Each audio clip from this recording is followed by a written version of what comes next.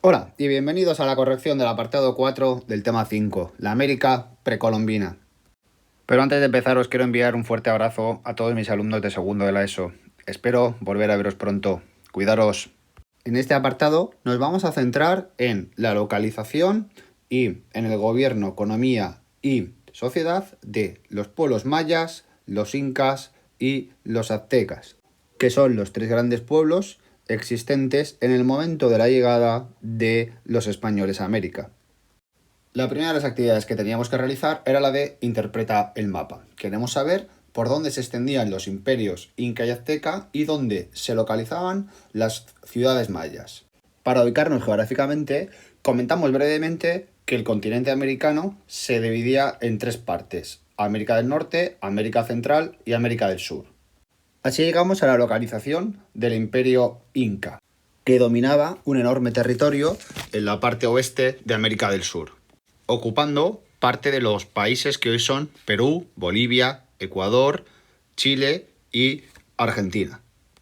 Los aztecas estaban ubicados en la zona central del actual México, mientras que los mayas, que ocupaban esta zona que aquí podemos ver, sus principales ciudades estaban en torno a la península del Yucatán, que hoy forma parte de México. Nos vamos ahora a las preguntas de claves para estudiar. Y la primera pregunta nos pide que comparemos los sistemas de gobernanza de estas tres civilizaciones. Aquí tenemos la respuesta.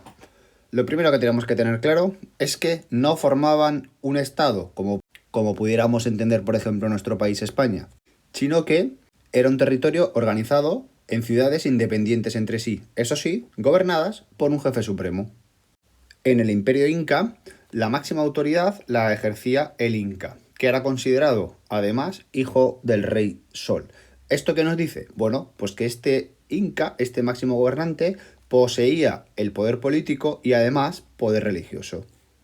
Los aztecas, que fueron un pueblo que se establecieron, como hemos dicho, en el Valle de México, van a fundar tres principales ciudades que se van a unir entre sí. Esto va a dar el origen a un imperio que, vuelvo a repetir, controla la zona del Valle de México, el centro de México, con un poder muy fuerte, dirigido por el emperador, que además va de tener el poder político, también va a ocuparse del poder religioso.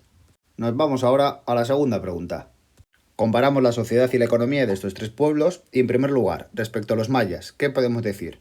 Que era una sociedad nada igualitaria, dividida en varios grupos, encabezados por nobles, sacerdotes y luego ya teníamos artesanos, campesinos y esclavos, que eran prisioneros de guerra.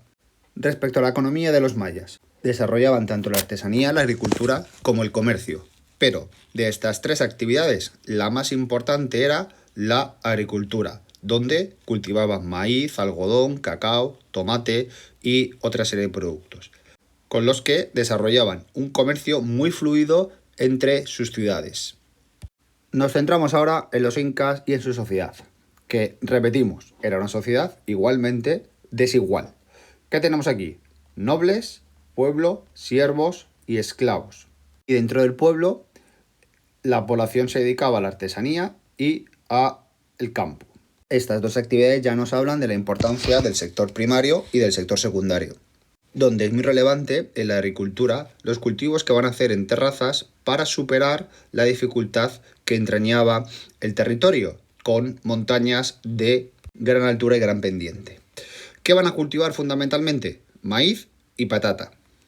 Importante fue también la ganadería, fundamentalmente en torno a las llamas y las alpacas, para obtener alimentos y lana de la cual confeccionar ropa, además de utilizarlas como medio de transporte. Por si alguno no conocía ese tipo de animales, aquí tenéis una imagen tanto de una llama como de una alpaca.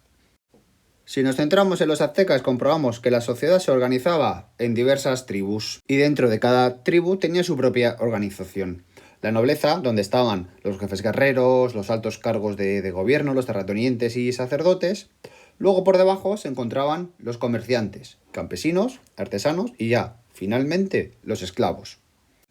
¿Y qué pasaba con su economía? Pues se van a dedicar fundamentalmente a la agricultura y también a la artesanía, donde van a ser muy buenos con toda la fabricación de cerámica y la orfebrería. Esto es el trabajo del oro y de la plata. Por último, vamos a establecer algunas similitudes y diferencias entre estos pueblos.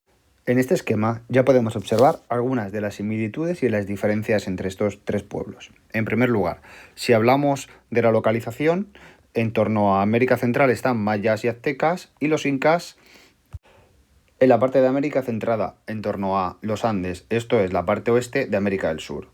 En cuanto a la organización política, también observamos diferencias. Los mayas se organizan en ciudades-estados, mientras que tanto aztecas incas se organizan en estados ya centralizados y con un control más férreo del territorio. Una importante similitud, que ambos, en los tres, es fundamental como actividad económica la agricultura. Y observamos otra importante similitud en los apartados de la sociedad. ¿Por qué? Porque son las tres sociedades desiguales, fuertemente jerarquizadas y ambas usaban esclavos. Y finalmente, como gran similitud también, dentro de los aspectos culturales, hay que decir que ambas tres civilizaciones eran politeístas, esto es, que creían en más de un dios.